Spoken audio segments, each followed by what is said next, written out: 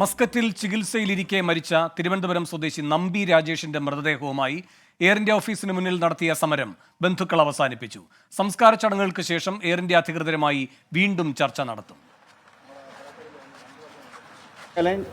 അവസാനിപ്പിക്കുകയാണ്. ഈ ബോഡിയുടെ മറ്റുള്ള ചടങ്ങുകളെല്ലാം കഴിഞ്ഞിട്ട് ഒരു ചർച്ചയും നടത്തിയിട്ടില്ല. വേറെ മറ്റുള്ള കാര്യങ്ങളും സംസാരിച്ചിട്ടില്ല. ഇവർക്ക് അറിയത്തില്ല. വേറെ ഉദ്യോഗസ്ഥരടുത്ത് സംസാരിച്ചിട്ടുണ്ടെന്നാണ് പറയുന്നത്. അവർ നമ്മളെ കോൺടാക്ട് ചെയ്യുമെന്നാണ് പറയുന്നത്. അപ്പൊ അതൊരു നോക്കാം, വെയിറ്റ് ചെയ്യാം. അതിനുശേഷം മറ്റുള്ള അതെ അതെ അതെ അങ്ങനെ പറയുന്നത്. മാഡം ഇപ്പൊ അങ്ങനെ സംസാരിച്ചത് അവരടുത്ത് അറിയിച്ചിട്ടുണ്ടെന്നാണ് പറഞ്ഞത്. എയർ ഇന്ത്യ ഓഫീസിന് മുന്നിൽ നിന്ന് AV ജയശങ്കറും കരമനയിലെ രാജേഷിന്റെ വീട്ടിൽ നിന്ന് അജേഷ് ജയശങ്കറും ചേരുന്നു കൂടുതൽ വിവരങ്ങളുമായി. ആദ്യം അജീഷിലേക്ക്. അജീഷ്, മൃതദേഹം അവിടെ എത്തിയോ? എന്തൊക്കെയാണ് നൽകാൻ കഴിയുന്ന വിവരങ്ങൾ?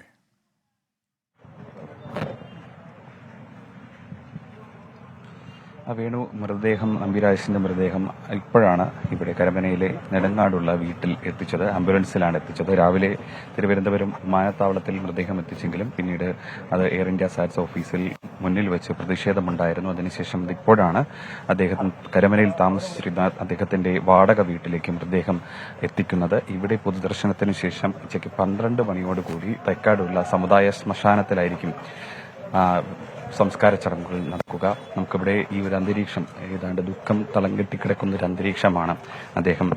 അദ്ദേഹത്തിന്റെ കരമനയിലുള്ള ഈ വീട്ടിൽ വാടക വീടാണ്. അദ്ദേഹത്തിന്റെ കുടുംബം തമിഴ് പാരമ്പര്യമുള്ള കുടുംബമാണ്. അദ്ദേഹത്തിന്റെ പൂർവികരൊക്കെ തമിഴ്നാട്ടിൽ നിന്ന് കുടിയേറി കേരളത്തിലെ കരമനയിൽ എത്തി ഇവിടെ ജീവിതം കെട്ടിപ്പടുത്തവരാണ്. അദ്ദേഹത്തിന്റെ മൃതദേഹം ഇപ്പോൾ അദ്ദേഹം വളർന്ന അദ്ദേഹത്തിന്റെ വാടക വീട്ടിൽ എത്തിച്ചു. 1 മാസം മുമ്പാണ് അദ്ദേഹം അവസാനമായി ഇവിടെ നിന്ന് തിരിച്ച് മസ്കറ്റിലേക്ക് പോയത്. അവിടെ സ്കൂളിൽ അക്കൗണ്ടന്റ് ആയിരുന്നു. അദ്ദേഹത്തിന്റെ ഭാര്യയും 2 കുട്ടികളുമുണ്ട്. ഭാര്യ നഴ്സിംഗിന് പഠിക്കുന്നു. കുട്ടികൾക്ക് 3ഉം 5ഉം വയസ്സും മാത്രമാണ് പ്രായമുള്ളത്. അദ്ദേഹത്തിന് നമ്മൾ കഴിഞ്ഞ നേരത്തെ ഇവിടെ വരുമ്പോൾ നമ്മൾ കണ്ടത് അദ്ദേഹത്തിന്റെ 2 കുട്ടികൾ അദ്ദേഹത്തിന്റെ അമ്മയുടെയും അച്ഛന്റെയും ഒക്കെ ഒരുമിച്ചുള്ള ആ ചിത്രം ചേർത്ത് വെച്ച് അച്ഛനെ നോക്കുന്ന ഒരു ദൃശ്യമാണ്. അത് ഏറെ ദുഃഖം തളം കെട്ടിക്കിടക്കുന്ന ഒരു സാഹചര്യം കൂടിയാണ്. അത് ഏറെ സങ്കടമുണർത്തുന്ന ഒരു കാഴ്ച കൂടിയായിരുന്നു. അത് നമ്മളോട് സംസാരിക്കുമ്പോൾ അവരുടെ ബന്ധുക്കൾ എപ്പോഴും പറയുന്നുണ്ടായിരുന്നു. കാരണം കുട്ടികൾ അച്ഛനെ ഒരു ദിവസം പോലും സംസാരിക്കാതെ അച്ഛനും ഉറങ്ങില്ലായിരുന്നു. അത്രയ്ക്കും ആത്മബന്ധമായിരുന്നു ഇവരുടെ കുട്ടികളും അച്ഛനും തമ്മിലുണ്ടായിരുന്നത്. അദ്ദേഹമാണ് ഇപ്പോൾ വിട പറഞ്ഞു പോയിരിക്കുന്നത്. ആ ഒരു ദുഃഖസാന്ദ്രമായ ഒരു കാഴ്ചയാണ് കരമനയിലെ ഈ വീട്ടിലുള്ളത്. അദ്ദേഹത്തിന്റെ കുടുംബാംഗങ്ങളും ബന്ധുക്കളും അടക്കമുള്ളവർ ഇവിടെ എത്തിച്ചേർന്നിട്ടുണ്ട്. പുറത്തുനിന്ന് ഈ വാർത്തയറിഞ്ഞ് അദ്ദേഹത്തെ ഒരു നോക്ക് കാണാൻ എത്തിച്ചേർന്നവരുണ്ട്. ഏറെ എന്തായാലും ദുഃഖമുള്ള ഒരു അവസ്ഥ തന്നെയാണ് ഇവിടുന്ന് പറയാനുള്ളത്. കഴിഞ്ഞ 7-ാം തീയതിയാണ് അദ്ദേഹത്തിന്റെ ഭാര്യ അമൃത അദ്ദേഹം മസ്കറ്റിൽ കുഴഞ്ഞു വീണത് അറിഞ്ഞ് ആശുപത്രിയിലേക്ക്, അവിടെ ഒമാനിലുള്ള ആശുപത്രിയിലേക്ക് പോകാൻ എയർ ഇന്ത്യ എക്സ്പ്രസിന്റെ ടിക്കറ്റ് എടുത്തത്. തുടർന്ന് അന്ന് സമരം കാരണം പോകാനായില്ല. പിന്നീട് വീണ്ടും ടിക്കറ്റ് എടുത്തു, പിന്നെയും പോകാനായില്ല. പിന്നീട് 13-ാം തീയതിയാണ് അദ്ദേഹം രോഗം മൂർച്ഛിച്ചതിനെ തുടർന്ന് മരിച്ചത്. അവസാനമായി ജീവനോട് ഒരു നോക്ക് കാണാൻ പറ്റാത്തതിന്റെ ഒരു വലിയ വിഷമം അദ്ദേഹത്തിന്റെ കുടുംബാംഗങ്ങൾക്കും അദ്ദേഹത്തിന്റെ അടുത്ത സുഹൃത്തുക്കൾക്കും ബന്ധുക്കൾക്കും ഒക്കെ ഉണ്ട്. 40 വയസ്സായിരുന്നു നമ്പി രാജേഷിന്. ഒരുപാട് കാലം ഈ പ്രദേശത്തൊക്കെ ജോലി ചെയ്ത് ജീവിതം വലിയ രീതിയിൽ നിന്ന് കെട്ടിപ്പടുക്കുവാൻ വേണ്ടിയാണ് അദ്ദേഹം ഗൾഫിലേക്ക് കുടിയേറിയത്. പക്ഷേ ആ ജീവിതം പൂർത്തിയാക്കുന്നതിന് മുന്നേ തന്നെ മക്കളെയും ഭാര്യയും എല്ലാം സ്വന്തമായി ഒരു വീടിന്റെ തണലിലേക്ക് മാറ്റുന്നതിന് മുന്നേ തന്നെ അദ്ദേഹം വിട പറഞ്ഞു പോയിരിക്കുന്നു. എന്തായാലും മൃതദേഹം ഇപ്പോൾ വീട്ടിനുള്ളിൽ വെച്ചു പൊതുദർശനം ആരംഭിച്ചു. 1 മണിക്കൂർ നേരം ഇവിടെ പൊതുദർശനമുണ്ടാകും. 12 മണിക്ക് മൃതദേഹം തൈക്കാടുള്ള ഇവരുടെ സമുദായ ശ്മശാനത്തിൽ എത്തിക്കും. അവിടെയായിരിക്കും സംസ്കാര ചടങ്ങുകൾ ഉണ്ടാവുക. വേണം. ശരി, AV ജയശങ്കറുമുണ്ട് എയർ ഇന്ത്യ ഓഫീസിന് മുന്നിൽ. ജയശങ്കർ, അവസാനം ഈ പ്രതിഷേധം വേണ്ട അല്ലെങ്കിൽ പ്രതിഷേധം അവസാനിപ്പിക്കാമെന്ന് കുടുംബം തീരുമാനിച്ചത് എന്തെങ്കിലും ഉറപ്പിന്റെ അടിസ്ഥാനത്തിലാണോ?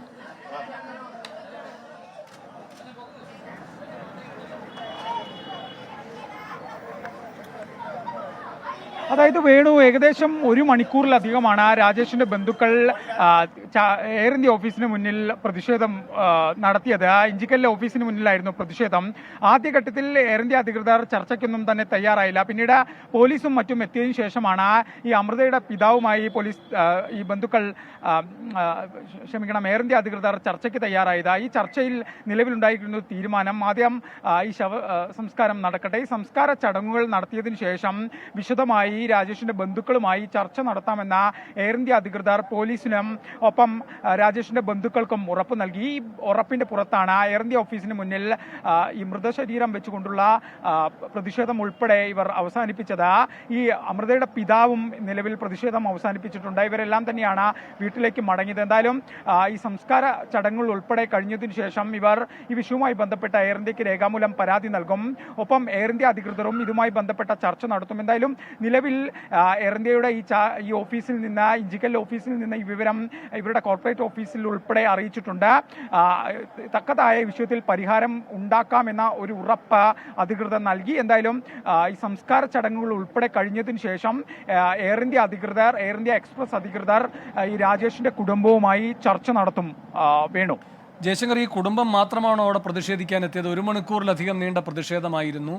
കേരളത്തെ നടുക്കിയ ഒരു സംഭവമായിരുന്നു. ആ കുടുംബത്തിന്റെ ദുഃഖം കേരളം കണ്ടതുമാണ്. എന്നിട്ടും ജനപ്രതിനിധികളോ മറ്റാരെങ്കിലുമോ രാഷ്ട്രീയ നേതാക്കന്മാരോ ആരും അവിടെ എത്തുകയുണ്ടായില്ല എന്നാണോ?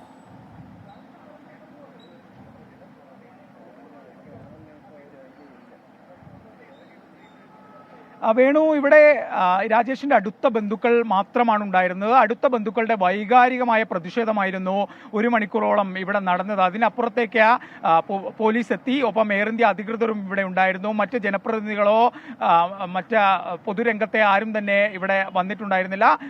ഈ ചർച്ച പോലീസ് എത്തിയതിനു ശേഷമാണ് ഈ പ്രതിഷേധം അവസാനിപ്പിക്കുകയും ഒരു പ്രതിഷേധം അവസാനിപ്പിച്ച ഈ സംസ്കാര ചടങ്ങുകൾ പൂർത്തിയാക്കിയതിനു ശേഷം തുടർന്നുള്ള ചർച്ചകൾ നടത്താമെന്ന രീതിയിൽ ഈ വിഷയം പരിഹരിച്ചത്. തമ്പാനൂർ പോലീസ് എത്തിയതിനു ശേഷമാണ്. തമ്പാനൂർ SHO ഇങ്ങോട്ട് നേരിട്ടെത്തിയാണ് ഈ ചർച്ചയ്ക്ക് നേതൃത്വം നൽകിയത്. തമ്പാനൂർ SHOയുടെ നേതൃത്വത്തിലാണ് എയർ ഇന്ത്യ അധികൃതരും ഈ രാജേഷിന്റെ കുടുംബവും തമ്മിൽ എയർ ഇന്ത്യ ഓഫീസിൽ വെച്ച ചർച്ചയ്ക്കിരിക്കുന്നത്. ഈ ചർച്ചയിലാണ് നിലവിൽ സംസ്കാര ചടങ്ങുകൾ പൂർത്തിയാക്കിയ ശേഷം വിശദമായ രീതിയിൽ ചർച്ച നടത്തി കുടുംബത്തിന്റെ ആവശ്യം എന്താണോ അത് പരിഗണിക്കാമെന്ന ഒരു ഉറപ്പ് നിലവിൽ ഇഞ്ചിക്കലിലെ എയർ ഇന്ത്യ ഓഫീസ് PR ഉൾപ്പെടെയുള്ള അധികൃതർ നൽകിയിരിക്കുന്നു. ഈ ഉറപ്പിന്റെ പുറത്താണ് നിലവിൽ കുടുംബം പ്രതിഷേധം അവസാനിപ്പിച്ച വീട്ടിലേക്ക് മൃതശരീരവുമായി മടങ്ങിയിരിക്കുന്നത്. വേണു, ശരി. അജീഷ് ജയകുമാറും തുടരുന്നു തിരുവനന്തപുരത്തെ നമ്പി രാജേഷിന്റെ വീട്ടിൽ നിന്ന്. അജീഷ്, ഒരുപാട് നാട്ടുകാർ അവിടെ അന്ത്യോപചാരം അർപ്പിക്കാൻ എത്തുന്നുണ്ടോ? എന്തൊക്കെയാണ് അവിടെ കാണാൻ കഴിയുന്നത്?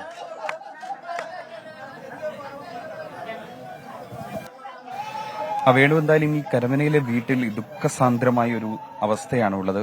മൂകമാണ്. എല്ലാവരും ഏറ്റവും അടുത്ത ബന്ധുക്കളുടെയും അവരുടെ സുഹൃത്തുക്കളുടെയും ഒക്കെ കണ്ണീരിൽ കുതിർന്ന ഒരു സാഹചര്യമാണ് ഈ വീട്ടിലുള്ളത്. അദ്ദേഹം 1 മാസം മുമ്പാണ് അവസാനമായി ഈ വീട്ടിൽ നിന്ന് മടങ്ങിയത്. ലീവ് കഴിഞ്ഞ് കുട്ടികളോടൊപ്പം, ഭാര്യയോടൊപ്പം, അച്ഛനും അമ്മയോടും ഒക്കെ അവധി ആഘോഷിച്ച ശേഷം 1 മാസം മുമ്പ് മടങ്ങിപ്പോയ രാജേഷാണ്. അദ്ദേഹം തിരിച്ച് വീട്ടിലെത്തുമ്പോൾ ചേതനയേറ്റാണ് എത്തിയിരിക്കുന്നത്. ആ കാഴ്ച ഏറെ സങ്കടമുണർത്തുന്ന ഒരു കാഴ്ചയാണ്. അദ്ദേഹം 5 വർഷങ്ങൾക്ക് മുമ്പാണ് ഇവിടെ നിന്ന് ഗൾഫിലേക്ക് ജോലി തേടി പോകുന്നത്. അവിടുത്തെ സ്കൂളിൽ അക്കൗണ്ടന്റായി ജോലി നോക്കുകയായിരുന്നു. ഒരാഴ്ച മുന്നേ 7-ാം തീയതിയാണ് അദ്ദേഹം രോഗം മൂർച്ഛിച്ചതിനെ തുടർന്ന് ജോലി സ്ഥലത്ത് കുഴഞ്ഞു വീഴുന്നത്. തുടർന്ന് വിവരമറിഞ്ഞ് പ്രിയതമ അദ്ദേഹത്തെ അവസാനമായി ശുശ്രൂഷ. അജീഷ് ജയകുമാർ വിവരങ്ങൾ നൽകിക്കൊണ്ടിരിക്കുകയാണ്.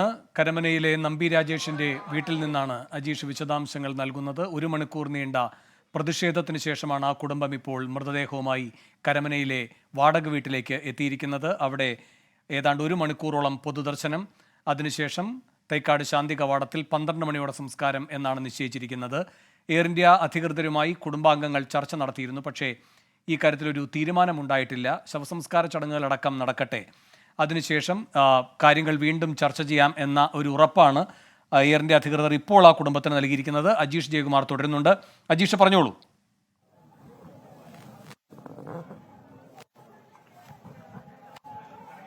വേണു, എന്തായാലും അല്പസമയം മുമ്പാണ് രാജേഷിന്റെ മൃതദേഹവുമായി കരമനയിലുള്ള അദ്ദേഹം താമസിക്കുന്ന വാടക കുടുംബാംഗങ്ങളുമൊക്കെ ഇവിടെ എത്തിച്ചേർന്നിട്ടുണ്ട്. അദ്ദേഹത്തിന്റെ ഒരു തമിഴ് പശ്ചാത്തലമുള്ള ഒരു കുടുംബമാണ്. അദ്ദേഹത്തിന്റെ പൂർവികരൊക്കെ തമിഴ്നാട്ടിൽ നിന്ന് കേരളത്തിലെ കരമനയിലേക്ക് കുടിയേറി ഇവിടെ ജോലി നോക്കി ജീവിതം കെട്ടിപ്പടുത്തവരാണ്.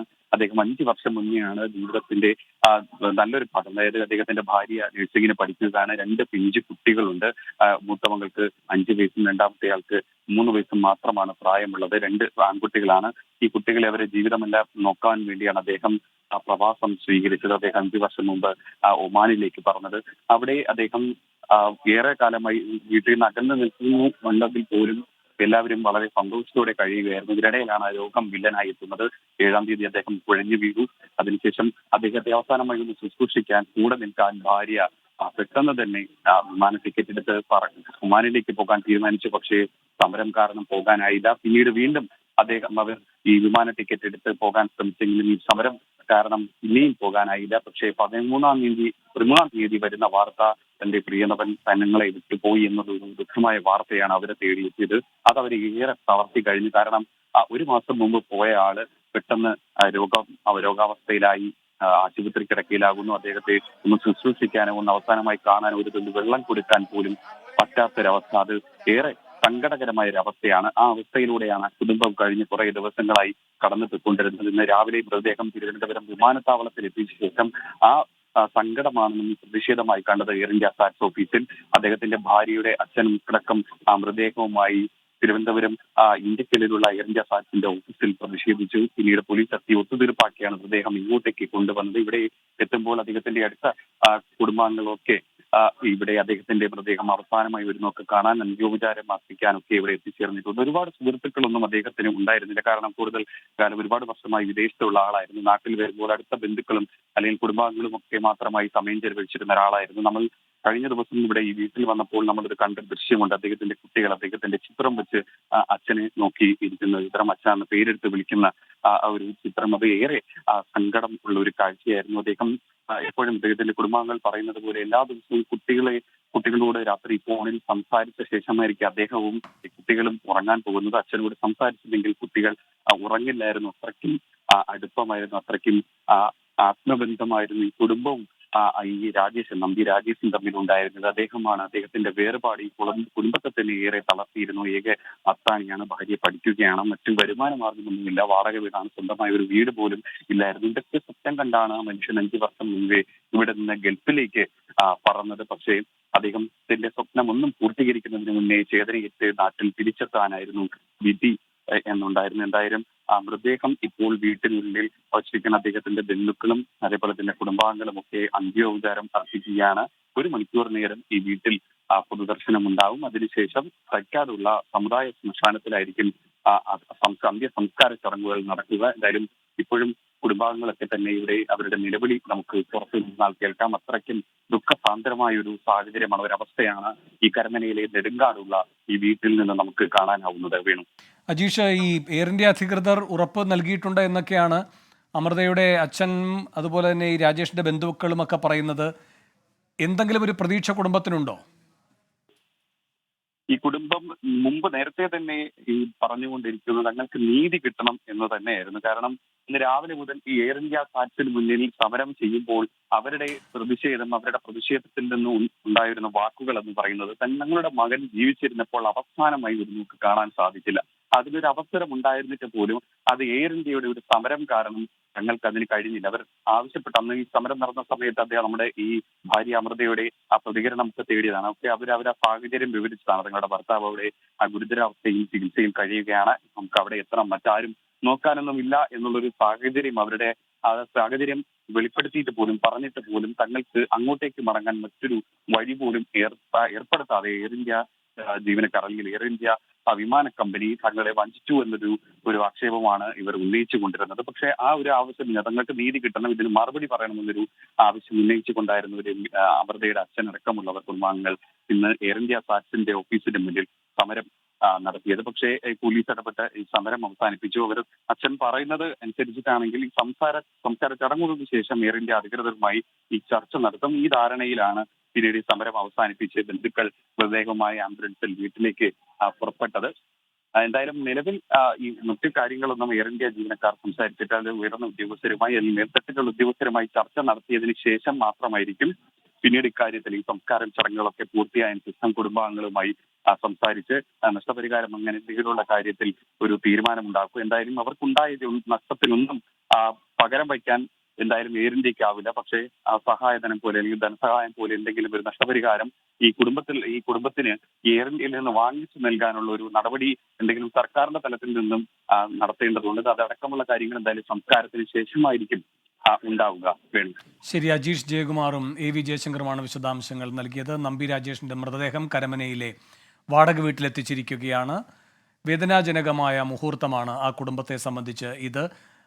1 മണിക്കൂറോളമാണ് അവിടെ പൊതുദർശനം. അതിനുശേഷം സമുദായ ശ്മശാനത്തിൽ 12 മണിയോടെ സംസ്കാരം. എയർ ഇന്ത്യ അധികൃതർ പറയുന്നത് ഈ സംസ്കാര ചടങ്ങുകൾക്ക് ശേഷം കുടുംബത്തിന്റെ പരാതിയുമായി ബന്ധപ്പെട്ട കാര്യങ്ങളിൽ വീണ്ടും ചർച്ച നടത്താം എന്നാണ്. അതുമായി ബന്ധപ്പെട്ട വിശദാംശങ്ങളിലേക്കും ലോകത്തെവിടെയായാലും ഏത് സമയത്തും 24 വാർത്തകളും ഓഗ്മെന്റഡ് റിയാലിറ്റി പാക്കേജുകളും എക്സ്പ്ലെയിനറുകളും വിശദമായി കാണാൻ ഞങ്ങളുടെ യൂട്യൂബ് ചാനൽ നിങ്ങൾക്ക് സബ്സ്ക്രൈബ് ചെയ്യാം.